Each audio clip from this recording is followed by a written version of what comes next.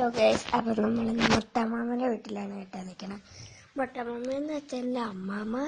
ഞാൻ പണ്ട് മുതലേ മൊട്ടമാമ എന്നാണ് വിളിച്ചിട്ടുണ്ടായിരുന്നത്. അതിന് കാരണം ഞാനാണെങ്കിൽ ശീലമായിപ്പോയി കൊച്ചിൽ വിളിച്ച് വലുതായിട്ട് ഞാൻ ഇങ്ങനെ വിളിക്കുന്നത്.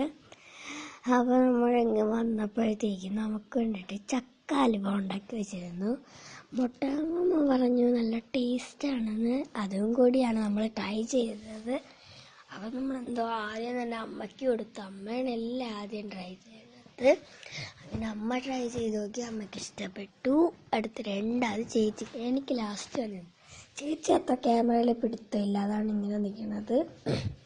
അപ്പം ഞാനാണ് ലാസ്റ്റ് വാങ്ങിക്കാൻ പോകുന്നത്. എങ്ങനെ ഇരിക്കുമെന്ന് എനിക്ക് വല്ല പിടുത്തമില്ല. അത് കാരണം ഞാനാണെങ്കിൽ കുറച്ച് കാണിച്ച കയ്യിൽ ഇങ്ങനെ കഴിച്ചു നോക്കി.